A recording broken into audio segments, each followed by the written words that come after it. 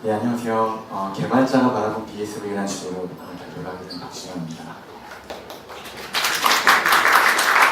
사실 앞에서 굉장히 좋은 말씀들을 제가 그리고 하려던 말들의 많은 부분을 저보다 훨씬 더 깊고 재밌게 해주셔서 좀 걱정이 되는데 그래도 지금 개발자라는 관점에서 다른 시각에서 조금 다시 한번 설명을 해드리는 느낌으로 좀 노력을 해보겠습니다. 저는 일단은 비트코인에 대해서 잘 모르던 개발자고요. 8년 동안 이제 자바 개발자로 일을 했었어요. 그리고 처음에 이제 남들이 다 그렇듯이 투자자로서 비트코인을 이제 구매해서 가격이 언제 오르나 이제 이런 거를 이제 보는 식으로 이제 비트코인에 입문을 했었는데 이제 스플릿의 과정들을 다 거쳐왔고 그 과정 속에서 되게 많은 손실을 봤어요. 그래서 나는 사토시의 비전을 따랐는데 왜 이렇게 돈을 잃었을까 라고 이제 생각을 좀 좌절을 많이 했죠. 근데 트위터에서 이제 크레이그 박사의 그 트위터를 팔로우 하다 보니까 이제 호들러라고 하는데 사놓고 아무것도 하지 않는 사람들에서 굉장히 호된 질책을 하더라고요. 그래서 내가 투자자로서 사토시의 비전을 팔로우 할 게 아니라 내가 개발자로서 팔로우를 해봐야겠구나, 그렇게 좀 방향을 전환해서 개발에 좀 입문을 하게 됐어요. 근데 처음부터 그런 생각이 있었던 건 아닌데, 왜냐면 저는 이제 비트코인에 대해서 잘 모르니까. 근데 언라이터가 등장을 하고 언라이터가 이제 만들어내는 것들을 가만히 보다 보니까 너무 진입장벽을 많이 낮춰놓는 거예요. 그러니까 내가 그냥 기존의 서비스를 개발하던 느낌과 크게 다르지 않을 정도로 새로운 서비스를 개발할 수 있겠다라는 생각이 언라이터의 그 결과물들을 보면서 느끼게 됐고, 그래서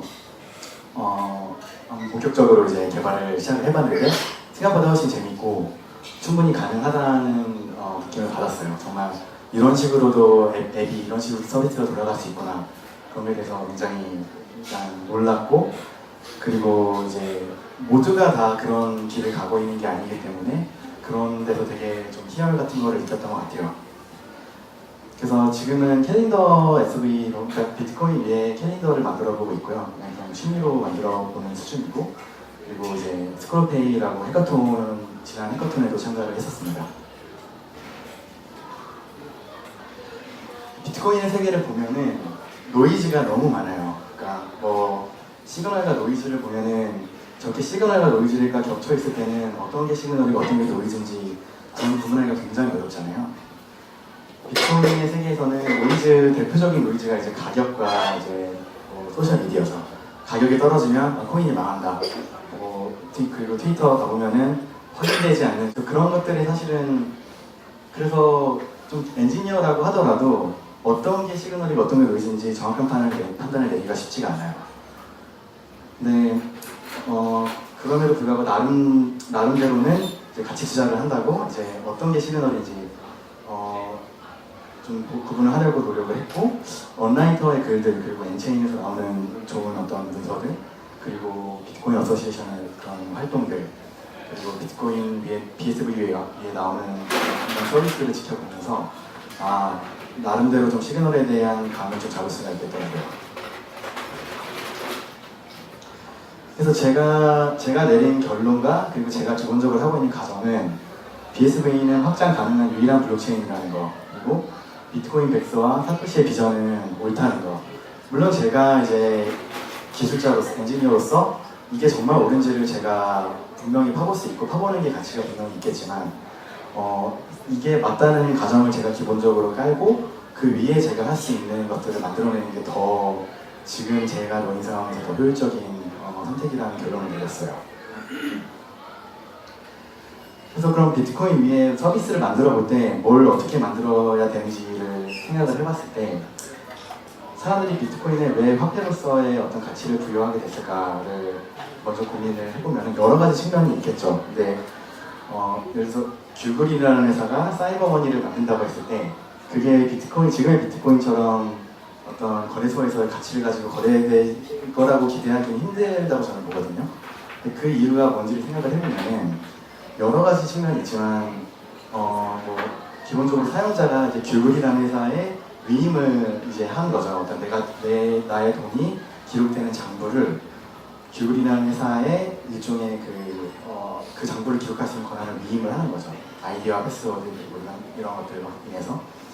그 때문에 그리고 그 회사는 숨겨진 장부, 그러니까 어디에도 공개되지 않는 저 장부는 이제 공개되면 큰일 나는 굉장히 그 닫혀 있는 공간에 이제 듀블이라는 회사가 나름대로 갖고 있는 어떤 그 로직으로 어떤 그 장부를 기록을 하겠죠. 근데 하지만 이거는 뭐 아시다시피 이제 신뢰의 문제가 있죠. 듀블이라는 회사를 믿고 써야 되는 거죠. 듀블이라는 회사가 내 돈을 이상하게 기록하지 않을 거야. 듀블이라는 회사가 나의 어떤 돈에 대한 권한을 아무한테나 주지 않을 거야. 듀블이라는 회사가 아무리 이것들을 우리는 이걸 잘 관리하고 있어라고 말을 해도 사용자 입장에서는 신뢰의 문제를 피할 수가 없는 거죠. 근데 비트코인은 그런 프라이빗 키, 그러니까 어떤 트랜잭션에 대한 서명을 사용자가 갖고 있는 프라이빗 키로 하게 되고, 채굴자들은 그것들을 최소한의 어떤 검증만 해서 모두가 볼 수 있는 공개된 장부를 기록을 하는 구조이기 때문에 이런 신뢰의 문제가 해결이 되고, 사용자는 본인이 들고 있는 프라이빗 키를 공개하지 않았기 때문에 기존에 있던 듀블 사이버머니가 갖고 있을 수 있는 여러 문제들을 해결하고 파피루스의 가치를 좀 조율할 수 있게 된다고, 이게 여러 측면 중에 하나라고 이제 저는 보고 있어요. 그렇다면은 과연 그게 돈에만 해당이 될까? 그렇지 않는 것 같아요. 그러니까 뭐 비트코인 위에 굳이 이런 논리로 뭔가 어떤 가치가 부여가 될 수 있다고 하면은 그게 꼭 돈에 국한되는 게 아니라 어떤 데이터에도 동일하게 해당될 수 있고, 그래서 기존의 서비스들이 갖고 있는 어떤 기존에 있는 서비스를 블록체인 위에 올리면은 굉장히 생각지도 못했던 여러 가지 사용성과 가치들이 생겨날 수 있다고 이제 그런 생각이 들더라고요. 그래서 내가 이제 블록체인 위에 서비스를 만드는 사람이라고 생각하고 이제 이 비트코인을 바라봤을 때 완전히 다른 방향으로 생각이 되더라고요. 내가 그냥 비트코인을 사용하는 어떤 그 투자자, 그리고 뭐 마이너버튼과 핸드캐시 앱을 가지고 돈을 주고받는 이런 사용자로 바라봤을 때 관점과 내가 블록체인 위에 서비스를 제공하는 사람 관점에서 봤을 때는 완전히 다른 관점으로 이제 바라보게 되는데, 그래서 기존의 서비스 모델과 이제 비트코인 위에 만드는 서비스 모델을 비교해보면은 이제 데이터베이스의 관점에서는 기존의 서비스는 이제 크리에이트, 업데이트, 딜리트가 가능하죠. 하지만 비트코인 위에 만들게 되면은 트랜잭션 하나가 이제 그 어플리케이션에서 돌아가는 하나의 액션이기 때문에 어펜드 오는 데이터베이스죠. 그러니까 크리에이트만 할 수 있고 업데이트와 딜리트를 할 수 없어요. 그렇기 때문에 비효율이 발생하는 부분도 분명히 있지만, 그렇기 때문에 이뮤터블하고 어펜드 온리 하기 때문에 나중에 이 어떤 기록들이 내 의지와 관계없이 그러니까 바꿔쳐지지 않았다는 보장을 할 수 있기 때문에 거기서 오는 이점이 업데이트와 딜리트를 하지 못함으로써 생기는 어떤 그런 단점을 충분히 상쇄하고 넘는다는 생각이 들더라고요. 그리고 어센티케이션과 어서라이제이션, 그러니까 뭔가 서비스를 만들 때 반드시 이제 필요한 어떤 보안의 개념인데, 어센티케이션은 내가 누구요라고 했을 때 그 사람이 진짜 그 사람인지를 확인하는 과정이고, 어서라이제이션은 그래서 그 사람이 뭘 할 수 있어, 이거를 이제 권한을 이제 관리하는 건데, 기존의 서비스처럼 이제 그냥 데이터베이스에 서버를 이제 구축을 해서 제공한다고 하면은 저 인증과 저런 권한 처리를 직접 구현을 해야 되죠.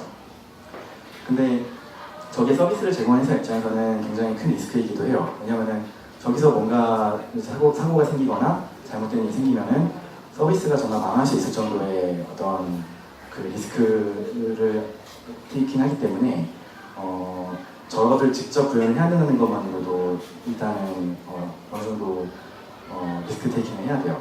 하지만 비트코인 위에서 서비스를 만들게 되면은 빌트인이죠. 트랜잭션이 있고 사용자들이 프라이빗 갖고 있고, 그거 가지고 다 메타나이트 같은 걸로 인해서 프로토콜 레이어 자체에 어서라이제이션이 있기 때문에 그런 부분에 대해서 크게 신경 쓸 필요가 없어요. 그리고 데이터의 오너십이 기존의 서비스는 회사에 있죠. 회사가 데이터베이스를 잘 관리하고 있어야 되고, 거기서 생기는 어떤 여러 가지 문제를 케어를 해야 되지만 비트코인 위에 이걸 만들게 되면은 사용자가 그거를 갖고 있고 사용자의 프라이빗키로 그거를 관리를 하기 때문에 서비스를 제공하는 입장에서는 굉장히 안심이 되죠. 그리고 스토리지 비용, 회사가 이제 사용자가 많이 늘어나면 늘어날수록 이제 스토리지 비용도 같이 비교해서 증가를 하게 되고, 그렇기 때문에 사용자가 어느 순간 많이 늘어나서 스토리 비용이 굉장히 커졌을 때 이제 수익 모델을 도입을 해야 되죠. 이제 이거 가지고 돈을 벌어야 되는데 사용자가 모았으니까. 근데 성공할지 안 할지도 모르는 어떤 어떤 과금, 그거에 대한 리스크 테이킹을 이제 초기에는 할 수밖에 없는 거죠. 왜냐하면 일단 돈을 내다 보면 사용자들이 안 모이기 때문에. 하지만 비트코인 위에서 만들게 되면은 채굴자와 사용자들 간의 어떤 그 비트코인 수수료라는 개념으로 인해서 이 스토리지 비용을 나눠 가지게 되고, 사용자가 소량의 금액이지만 본인이 데이터를 기록하는 것에 대한 비용을 소량을 지불을 하게 되기 때문에 서비스를 제공하는 입장에서는 거의 그냥 공짜로 쓴다고 이제 볼 수도 있어요. 그리고 이제 결제가 또 되게 복잡한 부분인데, 결제 같은 거 이제 모듈 붙여보신 분들은 아시겠지만 굉장히 복잡하고 또 뭔가 잘못됐을 때 이제 리스크도 큰 부분이죠. 하지만 마찬가지로 비트코인에서는 빌트인이죠. 트랜잭션에 어떤 인풋만 조금 줌으로써 너무나 쉽게 어떤 그 돈 위에 돌아가는 서비스를 구현할 수가 있어요. 그리고 뭔가 이제 글로벌 서비스를 위해서 뭔가 서비스를 글로벌하게 확장을 해야 된다. 그러면은 기존에는 이제 그 서버를 한국에 두고 미국에 두고 두 서버 간에 어떤 데이터가 나눠지는 이슈와 어떤 동기화 이슈를 계속 케어를 해야 되지만, 비트코인은 단 하나의 블록체인의 싱글 소스 오브 트루스로 기록이 되기 때문에, 물론 저기서 이제 여러 가지 블록체인만에 조금 더 고려해야 되는 부분들이 있긴 하지만 기본적으로 하나의 진실의 방에 대해서만 고려를 하면 되기 때문에 조금 틀려지는 부분이 있어요. 그리고 뒤에서도 이제 얘기를 하겠지만 서비스 간의 통신이 이제 API가 아니라 이제 프로토콜, 그리고 아까 이제 구글코인의 예처럼 뭔가 프라이빗한 어떤 닫힌 데이터베이스가 아니라 모두에게 공개된 어떤 퍼블릭한 데이터베이스에 의해서 서비스가 들어가기 때문에 거기서 오는 어떤 투명성이 있어요. 그래서 생각을 해보면은 내가 블록체인 위에, 그러니까 비트코인 위에 뭔가 서비스를 개발한다고 해서 굉장히 훨씬 더 난이도가 높다고 저도 처음에 생각을 했었는데, 이런 부분들을 다 종합적으로 고려를 해보고 객관적으로 좀 이 기술을 받아보니까 오히려 기존의 서비스보다 훨씬 더 리스크가 적고 안전하고 더 효율적인 서비스를 더 쉽게 만들 수가 있겠더라고요. 그리고 앞에서 이제 얘기했던 서비스 간 프로토콜 통신에 대해서 좀 더 추가로 설명을 드리면, 캘린더 SB에 제가 이제 일정에다가 이미지를 첨부하는 기능을 구현을 해봤어요. 언라이터가 B 프로토콜이라는 블록체인상에 파일을 올리는 그 프로토콜이 있어요. 그 프로토콜로 제가 이미지를 올리고 이미지를 제 일정에 첨부를 한 거죠. 근데 그랬더니 이제 빅스타그램이라고 이제 언라이터가 구현한 블록체인상에 올라가는 이미지를 이제 쭉 인스타그램처럼 보여주는 서비스가 있거든요.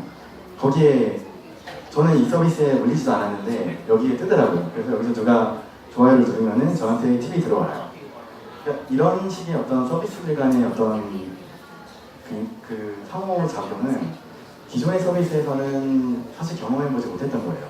그러니까 뭐 이런 서비스 구현해보신 분들 알겠지만, 캘린더 SV와 인스타그램이라는 서비스 각각 이제 인터페이스를 정의를 하고 어떤 우리 이미지를 얻어오려면은 여기 이 경로를 호출을 해줘, 이런 것들을 다 정의를 해서 거기서 구현을 하고 서버들 간에 이제 API 통신을 하고, 이런 작업들이 반드시 필요한데, 블록체인 위에 만드니까 그냥 프로토콜만 정의를 하고 그거에 맞춰서만 내가 데이터를 기록을 하면은 서비스 간의 어떤 이런 인터랙션이 자동으로 이루어지는 거죠. 이거는 굉장히 좀 놀랍더라고요. 이것도 되게 재밌는 요소 중에 하나 있어요. 그리고 이제 어떻게 보면은 굉장히 가장 중요한 부분 중에 하나일 수도 있는데, 결국 정직한 시스템을 만든다는 거죠. 그러니까 잭 데이비스라고 그 이제 엔체인의 연구원이 이제 쓴 글 중에 이제 페이퍼 트레이스라는 글이 있는데 굉장히 이제 좋은 글이더라고요. 그래서 그러니까 제가 이해하기로는 사용자들이 이제 비트코인 위에 뭔가 데이터를 기록을 함으로써 수수료를 지불을 하는데 과연 그 수수료의 가치가 뭐냐는 거죠. 사용자 입장에서는 그냥 서비스를 그냥 쓰는데 그냥 돈을 낸다고 생각할 수 있지만 어떻게 보면은 트레일이 어떻게 보면 흔적이잖아요. 그러니까 내가 데이터를 쓰는 거에 대한 흔적을 남겨주는 거에 대한 그 비용을 지불하는 거예요. 그럼 흔적을 왜 남기느냐? 결국에는 그러니까 추적이 가능해야 되고 뭔가 투명한 시스템을 만들어야 되고 뭔가 어뷰징을 하고 뭔가 잘못 악용을 했을 때 처벌을 받을 수 있어야 되고 그런 어떤 투명한 시스템을 사용하는데 들어가는 일종의 수수료라는 거죠. 그래서 굉장히 새로운 관점이지만 되게 중요하다는 생각이 들더라고요. 그래서 비트코인 위에 서비스를 만들게 되면은 아까 얘기하는 이런 많은 그런 측면들과 이점을 함께 가져갈 수가 있어요. 그래서 제가 사실은 발표 자료에 이제 넣었던 아이디어의 사실 많은 부분이 언라이터로의 어떤 글과 서비스로부터 영감을 받았고, 만약에 개발자신데 어디서부터 시작해야 될지 모르겠다고 생각하시는 분이 계시다면은 언라이터의 서비스와 그런 글들을 한번 찬찬히 읽어보시길 추천을 드려요. 굉장히 사실 제가 이렇게 지식이 깊지가 않음에도 불구하고 눈높이 굉장히 낮춰서 잘 설명을 해주더라고요. 그래서 비트코인 위에 서비스를 만들 때 사실 어떤 관점으로 봐야 되는지를 이제 생각을 해보면, 제가 이제 아는 분이 이제 거래소 쪽에서 이제 일을 하는데 이런저런 얘기를 하다가 블록체인 위에 뭔가를 기록하는 거에 대해서 굉장히 큰 의미를 부여하시더라고요. 그러니까 누군가가 거기다가 잘못된 정보를 기록을 하면은 그거는 이미터블하고 영원히 없어지지 않기 때문에 반드시 조치를 취해야 되고 뭔가 그것들을 어떻게 그게 잘못됐다는 어떤 기록을 또 계속 해야 된다. 근데 사실은 과연 그럴까 싶은 생각이 들어요. 그러니까 블록체인은 기본적으로 그런 어뷰징이 발생을 했을 때 그런 것들을 그러니까 뭔가 블록체인을 기록한다는 것만으로 그게 더 가치가 부여되는 것 같지는 않아요. 근데 다만 블록체인 위에서 그런 것들을 기록함으로써 어떤 더 투명하고 더 효율적으로 어떤 그런 어뷰징을 방지하고, 그리고 아까 위에서 얘기했던 어떤 결제와 어떤 서비스 간의 더 쉬운 상호작용, 그리고 어떤 법과의 어떤 접점이 생기게 됐을 때 굉장히 어떤 손쉬운 처리, 어떤 그런 효율의 관점에서 바라보고 접근했을 때 조금 더 블록체인이라서 더 무겁고 더 느리고 더 비효율적이다가 아니라 이런 것들을 다 같이 묶어서 생각을 해보면은 오히려 가장 효율적인 서비스다, 이런 생각을 해요. 네, 그래서 개발자들은 사실은 굉장히 어떤 안정적인 기반 위에서 일을 하기를 원해요. 되게 변하지 않는 어떤 안정적인 기반, 그리고 변하지 않는 데이터베이스. 비트코인은 그러니까 싱글 소스 오브 트루스고 앞으로도 정말 크게 성장을 할 거고 너무나 많은 가능성이 있지만, 다만 아직은 너무나 초창기고 우리가 바라보고 있는 그런 타임의 스케일이 아직은 너무 좁기 때문에 이 가치가 지금은 제대로 보이지 않고 있을 뿐이라고 생각을 해요. 그래서 개발자시라면 반드시 한번 관심을 가져보시고 도전해 보셨으면 좋겠습니다.